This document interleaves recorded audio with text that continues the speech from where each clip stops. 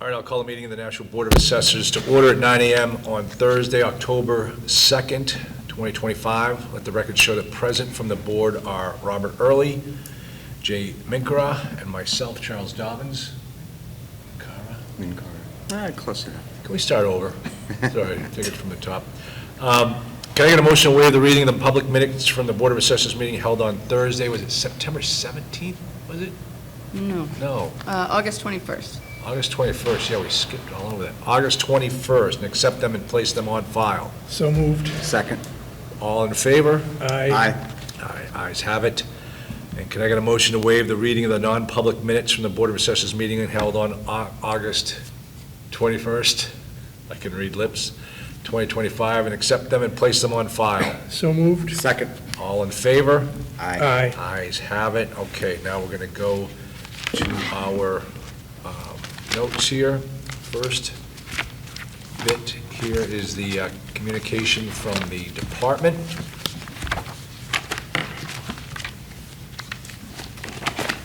And I think that's Bob. Is that you? Yeah.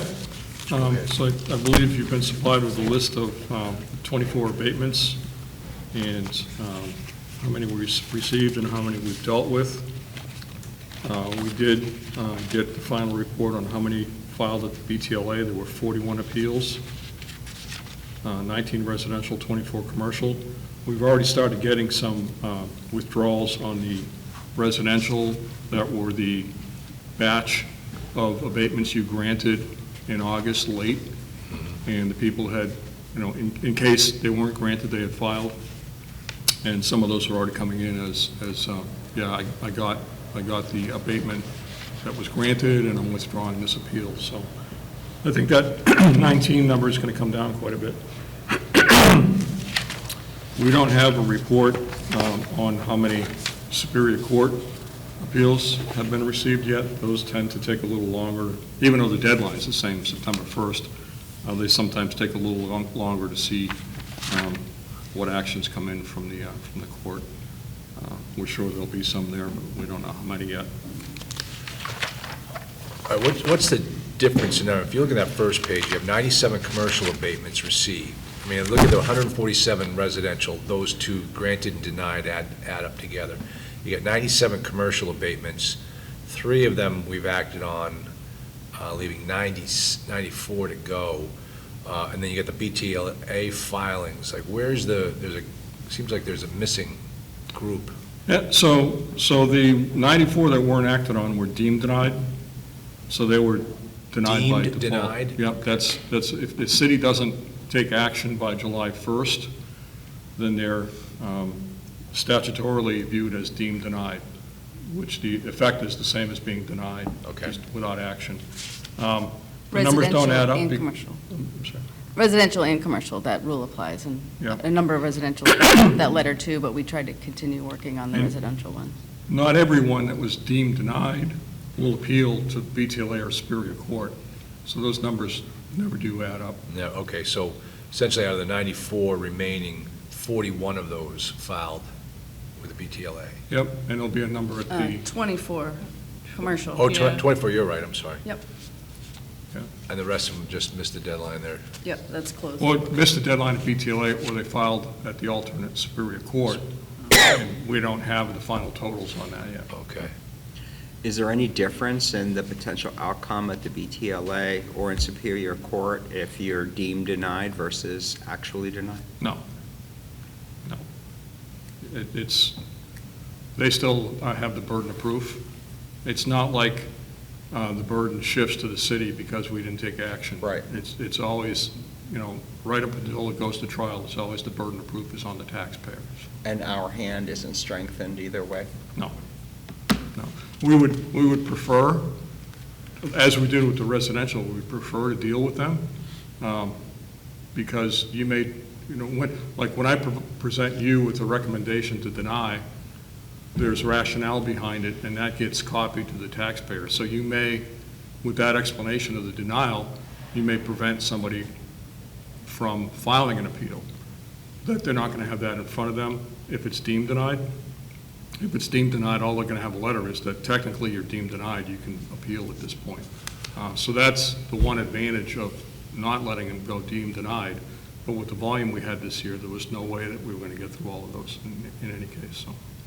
What's the difference in the level of discovery, if there is any, between the BTLA and the Superior Court?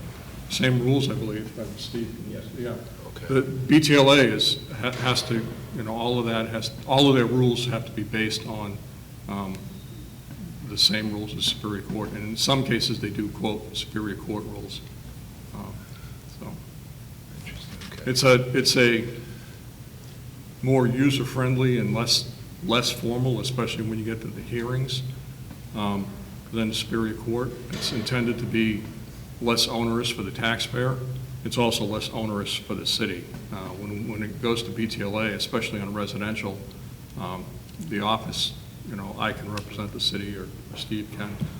The commercial is still being handled by solicitor's office at this point.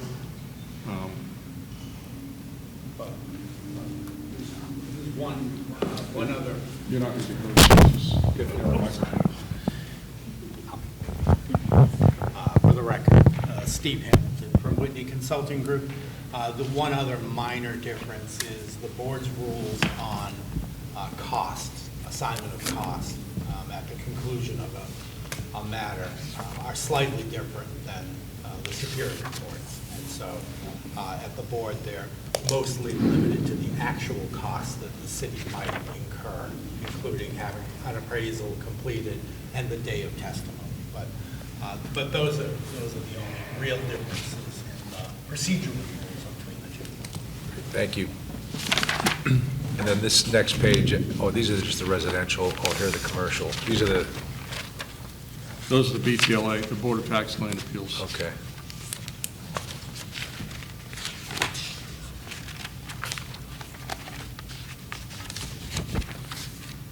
I mean, Celia, have you received any notice of any Superior Court filings for any cases? 24. For, Oh, yeah. Oh, you already received some? Oh, so- yes. Yeah. Because the filing for the appeal is September 1st, so they'll file before then. We've accepted service on a bunch. I don't have a list in front of me. Yeah, okay. I think they have, 30 days to serve the city on those? Normally they do, yeah. They get the orders of notice, et cetera, and so forth. But when possible, most of them are repeats, so Yeah. the attorneys reach out to us. We accept service. It's just easier, so. Yeah. But honestly, I haven't focused on them whatsoever, other than saying yes. The biggest one, I suppose, is PSNH. We're in the middle of trying to sort that out. PSNH wants to consolidate with cases that have already been heard at trial, which makes no sense. So, yeah, more to come on that. But Are they still appealing every year? they're going to, what I saw was dockets for 2024, and I can't remember, right, it's, we can talk about that later when I'm more informed on it, but it was, the rough thing is it's the same argument. It's the same tune over and over, which frankly is not carried well for them at the Superior Court or Supreme Court level, so we're a little unsure why they continue to beat that drum. Hope springs eternal, I guess, is the answer there. Like, maybe someone will change the mind and agree with them. Yeah, well, Net book it's- value, version 10. Yeah, and it's, their distribution value is by formula, by statute. Exactly. So unless it was computed incorrectly from the information they provide, Right. I don't know what they're challenging. Now, the transmission and generation are separate. They don't have generation anymore. Yeah, And I'm not aware of how much transmission they have in Nashua. They have a little bit in Manchester. yeah, I think, yeah. Anyway, more to come on all that, but yeah, we've seen a number of appeals come through. We're really trying to clean up the old ones. Okay, Bob, anything else, the department update? We have hired an admin assessing assistant, Sue Bailey, who worked in the transcribing for the alderman prior to coming to us. So she's been with us about a week and a half now. Oh, good. Yeah, so the admin side of the house is fully staffed now. Excellent. Hey, Jessica, try to get along with these people. Thank you. That's why she gets seated furthest away from them. Exactly. Closest to legal, so she must be able to get along with difficult people. Any old business? Jessica, nothing? I don't think No. All right, so now we're moving on to new business.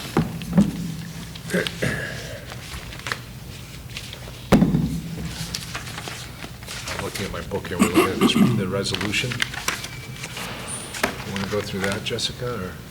I think Bob will take it from Yeah, me. this is the Mohawk Tannery. Yes. So Mohawk Tannery site, when the city got involved with agreeing to get that redeveloped, and the developer agreed to purchase that, part of that was an agreement as to what the taxable value was going to be on those parcels, and it was $100,000.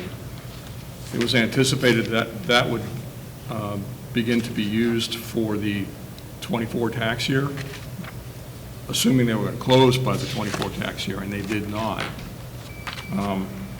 This board has already, actually, the Board of Aldermen have already abated all the prior taxes under a separate statute. It was under their purview, not yours, in order to get this deal through. But this, the '24 year, it was billed at the, you should have the sheet. It's the last page of that part of the packet, where the taxes were billed based on that first column, 2024 assessed value. The total assessed value was $678,700, and it should have been $100,000 per the resolution by the alderman. So this corrects that, and we've allocated the abatement to the various parcels involved. They're still, and it seems like they're always on the edge of closing, but it sounds like this is going to happen very soon, probably within a few weeks or at most a couple months. I could weigh in on that. I'm directly in between not closing and closing. We're negotiating over a few points, so. You're the, They wanted to close last week. I said, yeah, then they changed terms, and they keep retrading the deal, so I keep negotiating the deal. But 13B in the intercreditor agreement is in fact the sticky point at the moment. But yes, hopefully in the next few weeks, we'll close on that. I don't know, it's interesting, this valuation is necessary because it goes to establishing the base, which will then, an increment will be calculated once they develop, and that increment has been pledged to pay a bond from the Nashua Housing and Redevelopment Authority. Right. So it's all intertwined, but it's part of quite a scheme that I have a chart that I have to review every time when I'm reviewing all the loan docs to make sure I'm keeping everything in mind. But anyway, yes, so thank you for attending to this detail as we inch toward closing. So how is that increment established? How is the incremental value established? Well, we have the base, the 100,000, Right. and then it will be assessed in the normal process within a few, right, and then whatever that is, that increment. I actually don't have our pledge agreement, which discusses the year that starts at top of mind at the moment, but that's how that'll go. The benefit to the city, well, overall, of course, is Mohawk's cleaned up, but also it's not, the city didn't issue the bond, and also this pledge in this increment under the statutes, and I can never remember if it's 205 or 203 unless I look at my chart, is not a general obligation of the city. So if there's only $10 in increment, that's what we pay that year, or that's what we put toward the retiring that debt. So it's good for the city in that it handles an issue, but it's not a general obligation. so there's no term on the note? This pledge On the agreement, bond? it terminates when the 3.5 is repaid. Okay, so essentially the way it works is they started on the base rate, like, say this $100,000. Yep. And then they build all 345 apartments on it, and the valuation skyrockets. Correct. And then a portion of that new taxes that we're hitting the apartment buildings for goes towards paying off the bond. Correct. Wow. Yep. And that's all statutorily allowed, or else we Yeah. couldn't do it. So it's a manner of addressing different forms of blight and brown fields and black fields within the state, so. Did you say there's still cleanup to be done there, right? Oh, yeah, they haven't started. As soon as they get this money, they'll start. The cleanup, the remediation phase is anywhere from a year and a half to 2 years. There's funding from the EPA of about $9 million, the state, I think, $3 million. The capital stack is fairly impressive. But the city, between a $2 million loan from the housing revolving fund and then this pledge of 3.5, or what, we're in it fairly deep. I mean, there's also private equity. Right now, it looks about $5 million. It's sort of unusual, the contractor who's doing the remediation work, an outfit called Charter, not to be confused with Charter Bank, which I kept confusing in my mind, their arm, financing arm, Maritime, is actually putting in about $2 million too. So it's quite a gathering. It takes a village to clean up a Superfund site, or almost a Superfund site is what this comes down to. But anyway, this is one of the many attendant details to that process, so. That increment, we're probably not going to see it in the first year out. As Celia mentioned, it's, probably 18 months before the first parcel is ready to build on. Yeah, minimum, and actually, They're it's probably something we need to look at for 2026, right, the 100,000, like, yeah, so we'll probably have to, but. And I've talked with the attorney, I forget his name, that's working on this. Which one, Brad? Yes. Yep. And, I think as soon as they close, there's going to be a consolidation and subdivision of the parcels, so the whatever, seven or eight parcels that are involved here are going to turn into, I think, 4. Yeah, that I don't have the site plan with me, but yes. It's just something we're going to have to pay attention to, that whatever if it's 4 parcels, that we apportion that 100,000 across the 4 parcels so that we can measure the Right, increment. and one of them is currently, well, it's been discontinued right-of-way. There was a large swath of right-of-way adjoining, or part of the Broad Street Parkway, that was always meant to be an entrance into that site with an eye toward development. The Broad Street Parkway is a limited access road. This was always meant to be an access. There was, I think, 7 acres. Anyway, they're leasing it from the city for $3 during remediation. Not my preferred bylaw zone. But they will buy it for just shy of $1 million after remediation. When they get their construction financing, basically, then will be bought out. So the city will get, well, it's passed through. The city will get $997,000 and send it up to the state to send off to the feds. Anyway, that's just to say there's another parcel there too, right? Like, so there's, and one of the parcels I think will be the quote containment parcel. That one might all end up just being 0. Right. I mean, it's literally just going to be sludge. It's probably got negative value. You mentioned that money going back to the feds, it's because it was acquired. Correct. With highway funds. Correct, Okay. yep.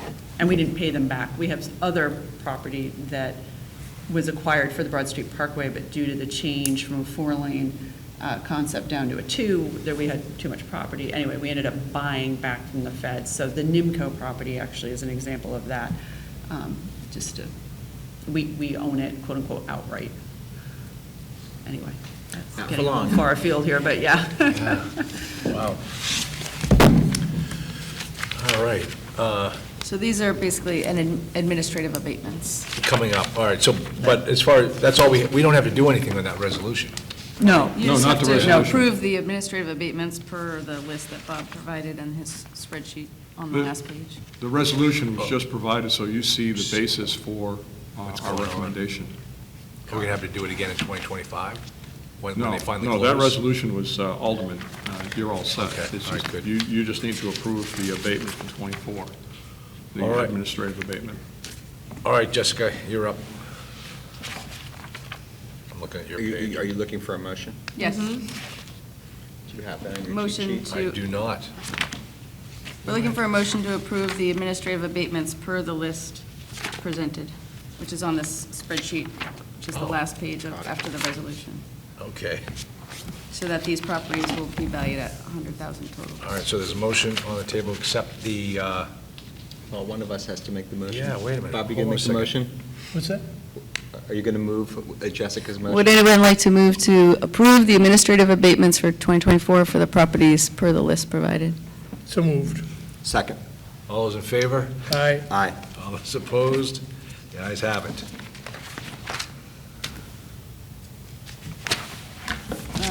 Oh, you were looking at me because of this one has my Yeah. name on it, I see. Yeah, I was, because that's You the want to talk next about this? You tab. want me to talk about it? So 15 Boulevard Drive, that was a local denial of an abatement. It was appealed to the Board of Tax and Land Appeals.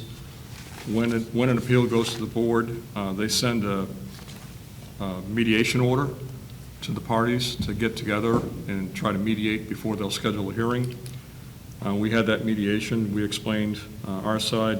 The taxpayer explained his side. But in talking with him, we discovered that there might have been some data errors in the property that affected the value. Jessica went out and took a look at the property, and the data corrections reduced the value by $8,100, and that was adequate for the taxpayer to agree to report the docket as settled to the Board of Tax and Land Appeals.